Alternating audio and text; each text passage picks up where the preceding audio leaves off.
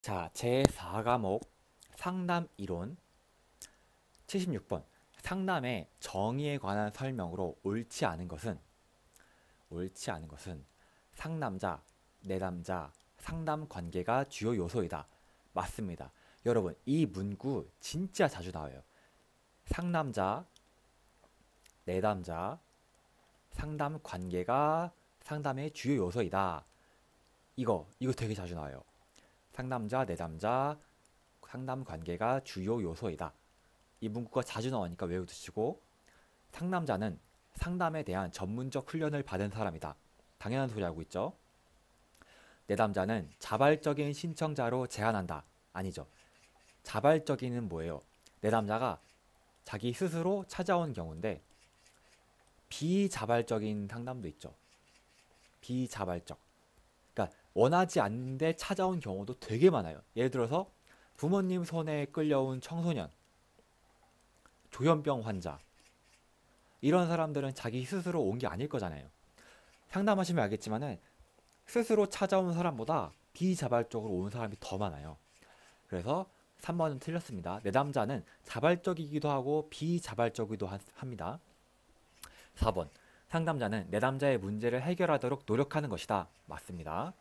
상담은 조력의 과정이다. 맞습니다. 너무 쉽죠? 맞추라고 준 문제예요. 너무 쉽습니다. 78번 상담자의 역할 중 내담자를 돕는 직접적인 역할을 모두 고른 것은 직접적인, 모르는 사람 데려와도 이거 맞출 수 있을 거예요. 상담자가 내담자에게 직접적으로 다이렉트로 도움을 주는 거. 상담 면접 맞죠? 교육도 맞죠? 기술을 막 알려주고 교육, 훈련, 기술을 연마시키고 상담자가 내담자한테 맞죠? 의뢰 및 의탁 이건 아닙니다. 이건 간접적이에요. 상담자가 내담자한테 도움을 주고 싶은데 내담자가 원하는 목적하고 상담자의 기술이 다른 거예요. 그럼 어떻게 해요? 자기가 못 주죠, 상담자가. 그래서 다른 적절한 상담자한테 이거를 의뢰를 하는 거예요. 의탁을.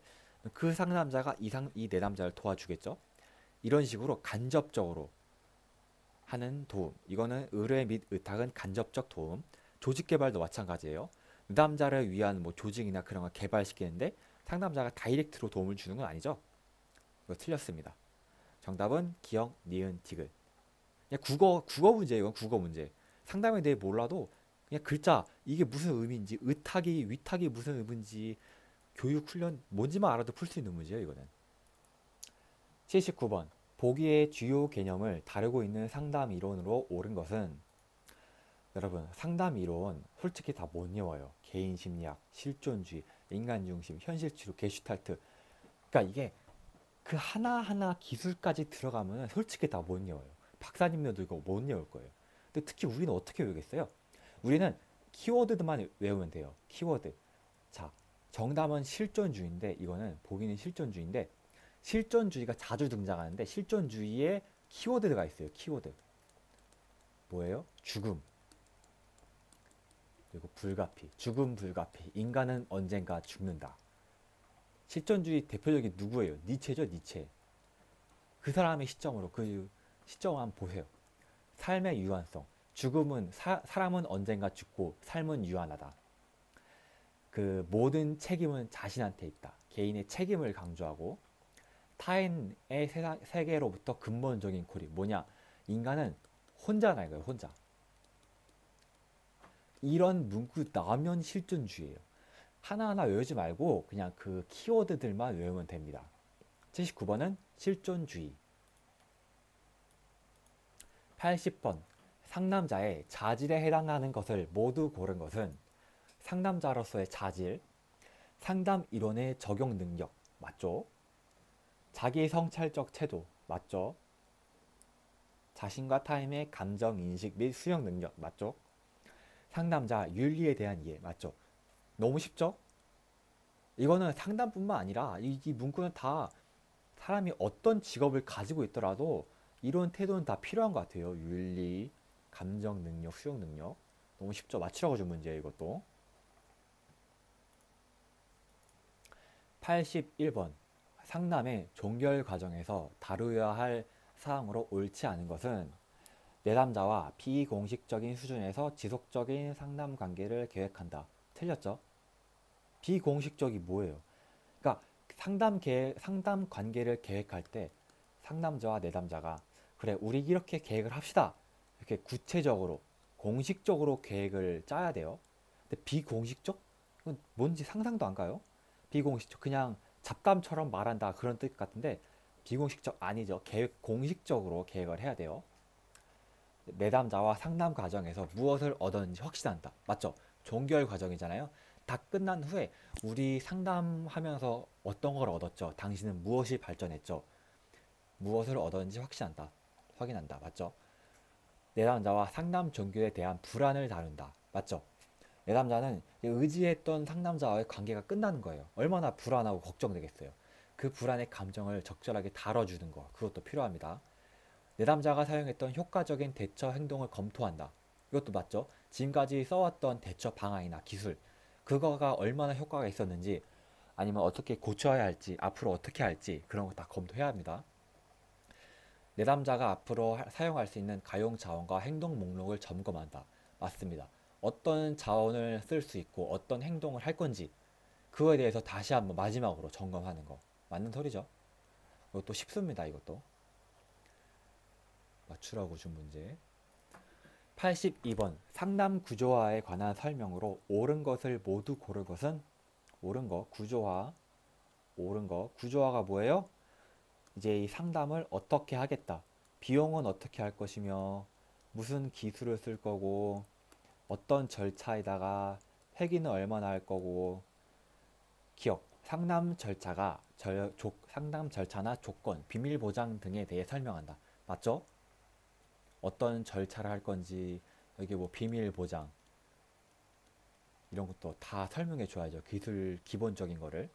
라퍼가 형성된 이후 상담 구조화를 천천히 진행한다.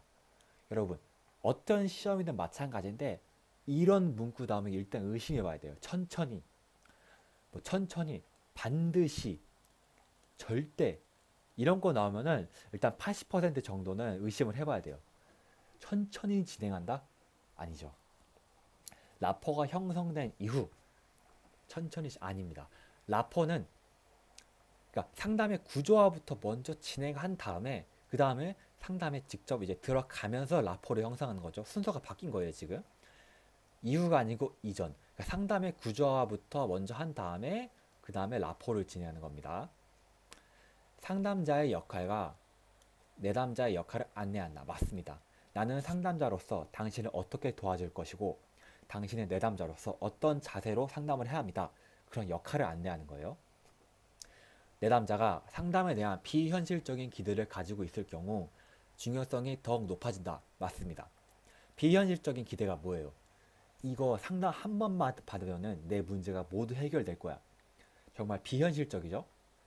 그렇게 과한 이상한 기대를 가지고 있을 때 상담의 구조화를 제대로 해가지고 그렇게까지는 안 돼요.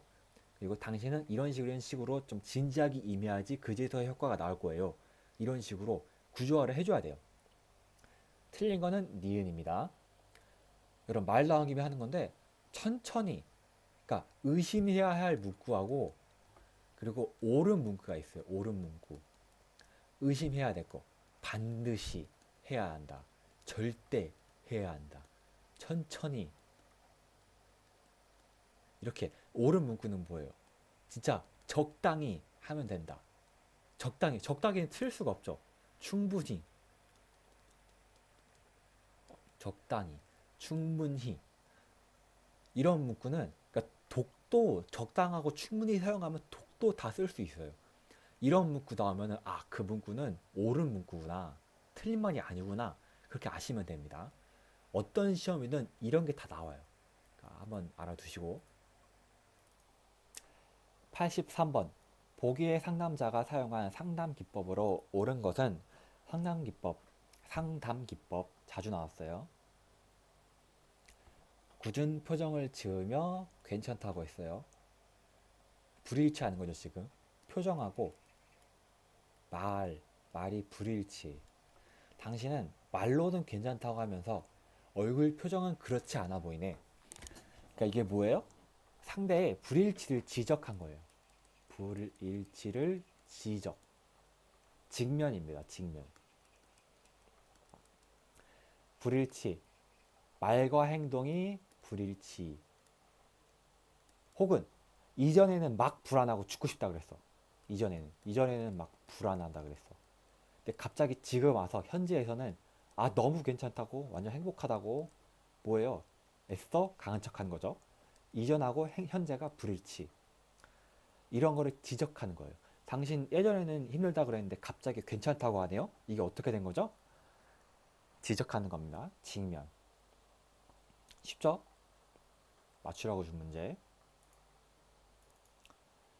85번. 첫 회 상담에서 상담자가 수행해야 할 사항으로 옳지 않은 것은 첫 회 상담이에요. 이게 이제 막 시작했을 때 딱 봐도 뭐 하겠어요?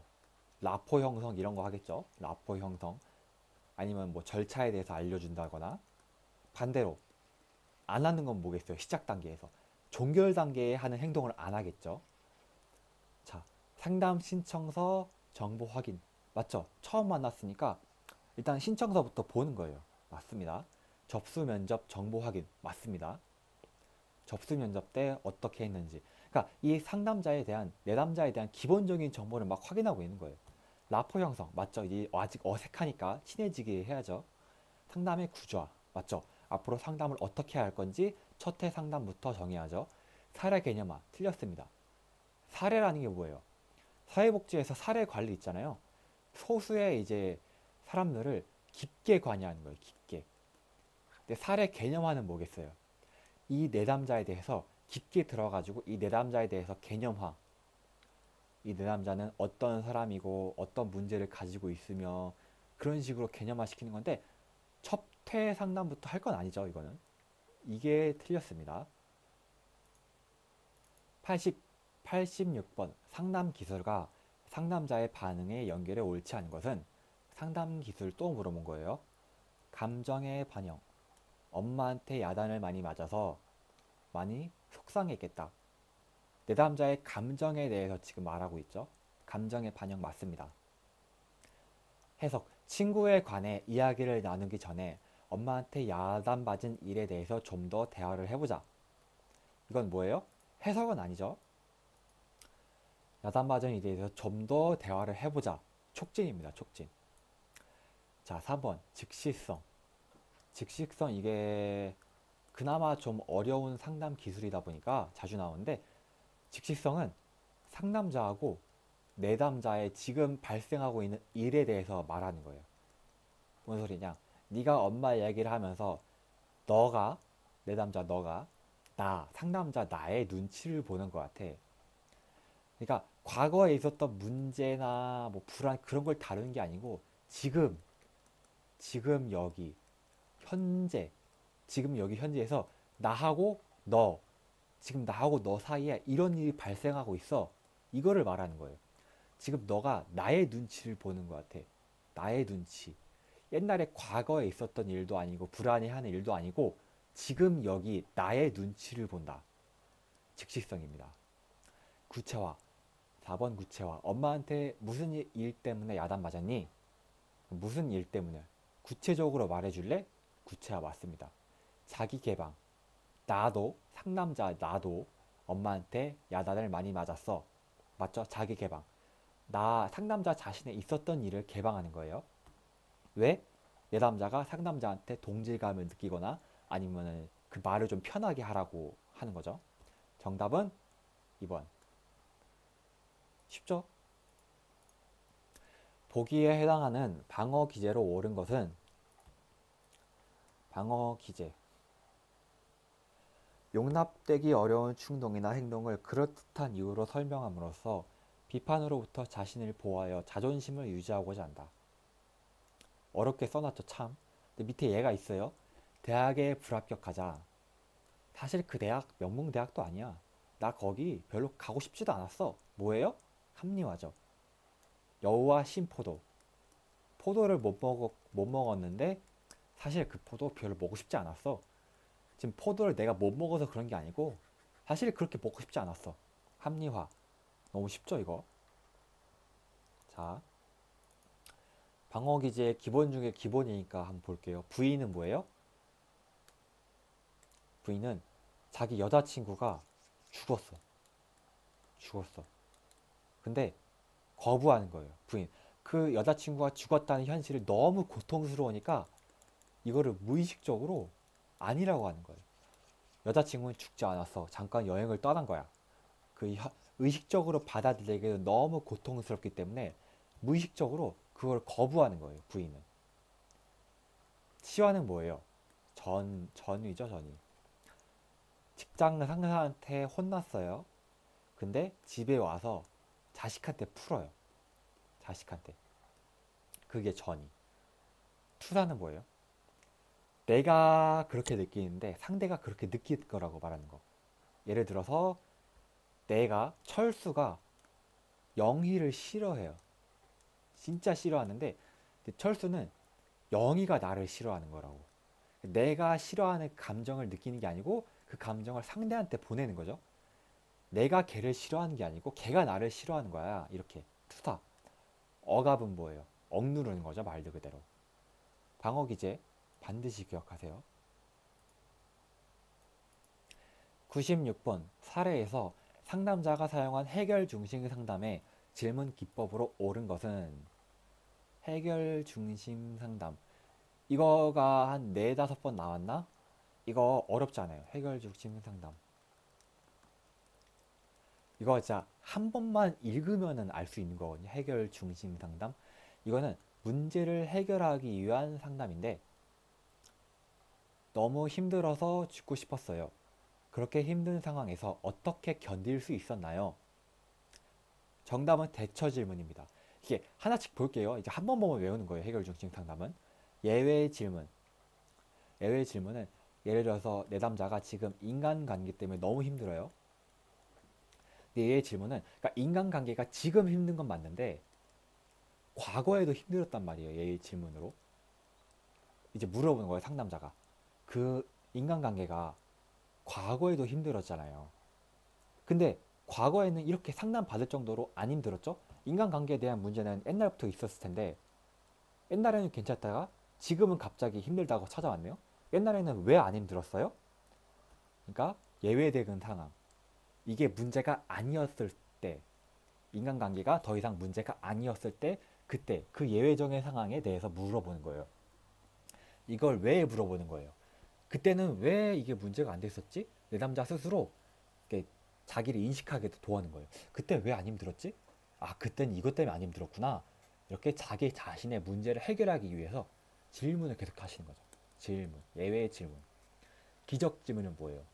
내 남자가 너무 힘들어하고 있는데 인간관계 때문에 갑자기 기적이 일어나가지고 문제가 해결됐다. 그렇게 가정하는 거예요. 근데 기적이 무슨 기적이었을까요? 물어보는 거예요. 이걸 왜 하는 거예요? 그냥 해결책을 떠올리라고 하면은 이게 현실적이고 합리적인 해결책만 떠올리거든요. 그럼 너무 힘들잖아요. 그걸 못 해가지고 지금 상담하러 온 건데. 근데 기적 질문은 비현실적이도 괜찮아요. 진짜 완전 기적처럼. 그래서 내담자가 그 해결 방법을 더 자유롭게 연상할 수 있어요. 그렇게 해결할 수 있는 방법을 시작하게 하는 거죠. 기적처럼. 그럼 내담자는 더 편하고 자유롭게 해결 방법을 잘 떠올릴 수 있을 거예요. 기적 질문.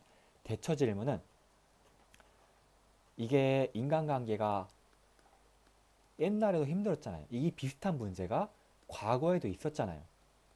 그때는 이걸 어떻게 했어요? 어떻게 견뎠어요? 어떻게 해결했어요? 어떻게 대처했어요? 그러니까 과거에 이 문제를 해결했었다는 것을 인식시키는 거예요. 떠올리게 함으로써 내담자가 나는 이거를 해결할 수 있는 대처 기술이 있구나. 나는 이 문제를 해결한 적이 있으니까 대처할 수 있는 기술이 있구나. 그거를 인식하게 하는 거예요. 대처 질문.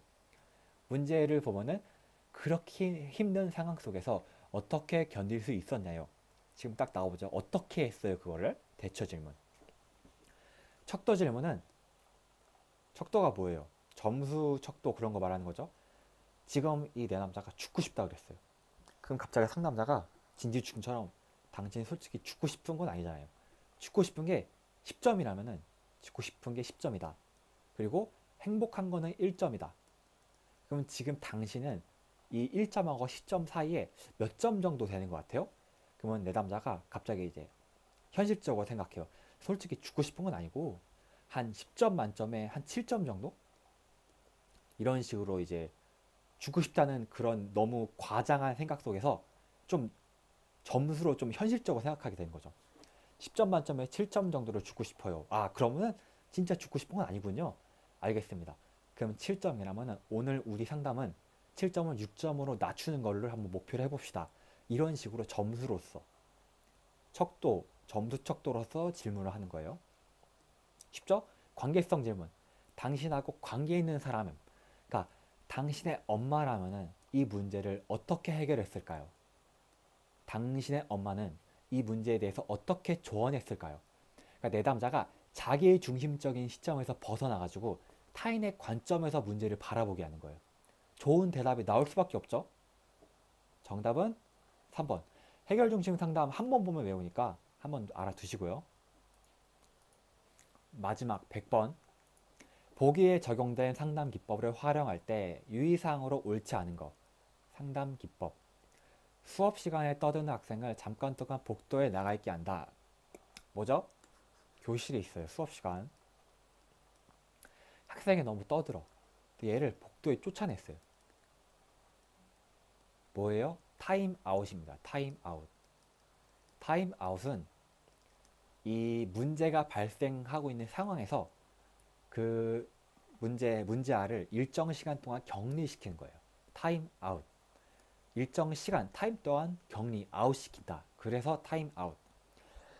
자, 여기서 옳지 않은 거. 수업이 이루어지고 있는 교실에 학생이 좋아하는 요인이 있어야 한다. 맞죠? 그러니까 학생이 교실에 있고 싶어 해야 돼요. 교실에 있기 싫어하는 학생을 쫓아내면 무슨 소용이 있어요? 지금 이 목적은 학생의 문제 행동을 감소시키기 위해서이잖아요. 근데 교실을 좋아함으로써, 그러니까 격리되는 게 너무 싫어야 돼요. 그래야지 이게 고쳐지는 거죠. 교실을 학생이 좋아해야 돼요. 맞습니다. 격리되어 있는 장소에 강화 자극이 없어야 한다. 맞죠? 격리되어 있는 장소, 즉 쫓겨난 복도에 학생이 좋아하는 게 없어야 돼요. 예를 들어서 복도에 갑자기 막 게임기가 있어. 게임기가. 그러면 학생은 복도에 나와 있는 걸 더 좋아하게 되겠죠? 그러면 효과가 없죠. 그러니까 복도에 학생이 좋아하는 게 아무것도 없어야 돼요. 지루해야 돼요. 지루. 복도에 있는 게 너무 싫어야 돼요. 그래야지 이게 효과가 있는 거죠. 복도에 나가 있는 시간은 5분 정도로 한다. 이게 뭐 다 다른데 적당한 시간 동안 나가면 돼요. 5분은 적당하죠. 너무 길지도 않고 너무 짧지도 않고. 벌을 사용할 때 일반적인 주의사항을 고려하여 적용한다. 당연한 소리죠. 일반적인 주의사항을 고려. 그럼 벌이든 뭐 상담 기법이든 기술이든 주의사항을 고려하는 건 모든 게 다 똑같아요. 수업에 참여하는 것 자체를 싫어하는 학생에게 적용하는 것이 적절하다. 틀렸죠. 수업을 싫어해. 수업을 싫어하는 학생을 쫓아내봤자 무슨 소용이 있어요. 오히려 좋아하겠죠? 수업에 좋아하는 학생한테 적용해야지 좋은 거예요. 틀린 거는 100번에 5번. 쉽죠?